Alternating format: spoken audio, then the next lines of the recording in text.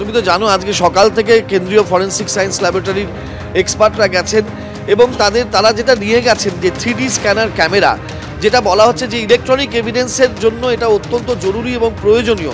এই 2 মাস পরে তদন্তের ক্ষেত্রে তারা আজকের যে নমুনা সংগ্রহ এবং গোটা এলাকার যে অবস্থানটা, সেই সমস্ত কিছু তারা এই স্ক্যানারের মাধ্যমে, ফটোগ্রাফির মাধ্যমে করেছেন। আমি এখানে দেখানোর চেষ্টা করব এই সেই ছবি যেটা 360 ডিগ্রি জুড়ে এই ছবিটা ক্যাপচার করা হয়।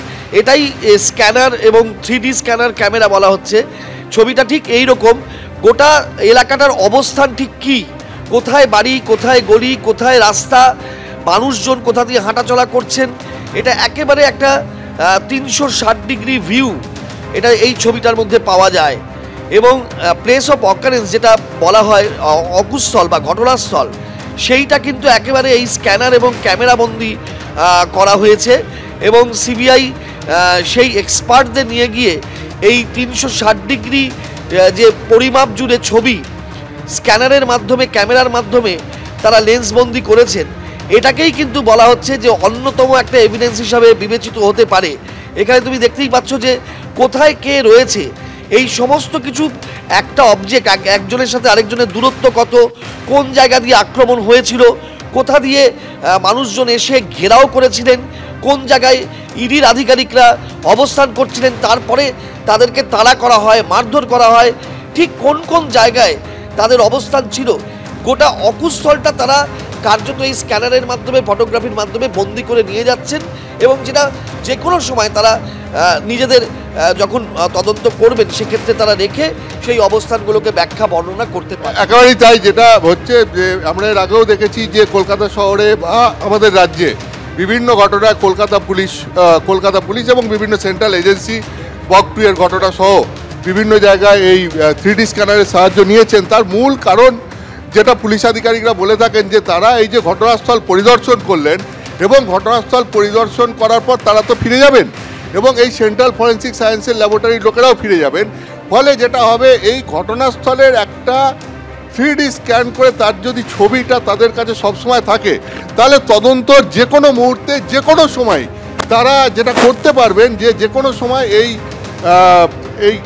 3D গ্রাফিক্সটা দেখে তারা কখন কোথায় কি হয়েছিলেন সেটা বুঝতে পারবেন। মানে তদন্তের এটা মানে এর পরবর্তীকালে যেভাবে তথ্য আসবে সেই তথ্য মিলিয়ে দেখতে আরও বেশি সাহায্য হবে তাদের। সেটাই একদমই তাই। মানে কার্যত প্লেস অফ অকারেন্সটাকেই নিজেদের সঙ্গে নিয়ে যাওয়া, যখন প্রয়োজন হবে, যখন তাদের মনে হবে যে এই জায়গাটা দেখার, সেটা তারা দেখতে পারবেন। এবং ফরেন্সিক বিশেষজ্ঞরা তাদের যদি নমুনার সঙ্গে তারা তুলনা করে দেখতে চান, তাহলে কোথাও আর আসতে হবে না।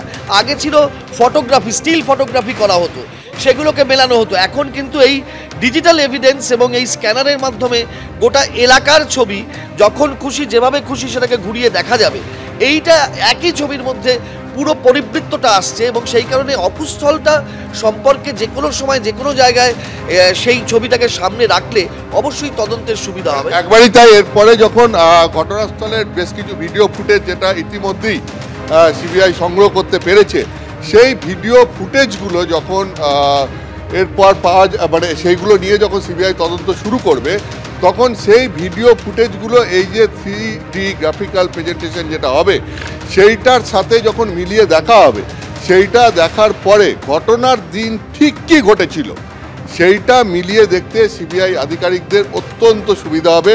অর্থাৎ পুরো ঘটনার একটা পজিশন ধরে যে কোন রাস্তা দিয়ে দুষ্কৃতীরা এসেছিল, কখন এসেছিল, কিভাবে তারা বেরিয়ে গেল, কোথায় শেখ শাহজাহানের বাড়ি ছিল, ইডি আধিকারিকরা কোথায় ছিলেন, সেন্ট্রাল ফোর্স কোথায় ছিল, কোথা দিয়ে কাকে কিভাবে বাধা দেওয়া হয়েছিল, এবং এই যে পুরো ব্যাপারটা কতক্ষণের মধ্যে কিভাবে কোন জায়গায় ঘটেছিল, এটা এই 3D গ্রাফিক্যাল প্রেজেন্টেশনের মাধ্যমে ঘটনার দিন কি হয়েছিল তার একটা মোটামুটি ধারণা পেতে তাদের সুবিধা হবে, যার ফলে তদন্তের কাজ এগিয়ে নিয়ে যেতে তাদের সুবিধা হবে।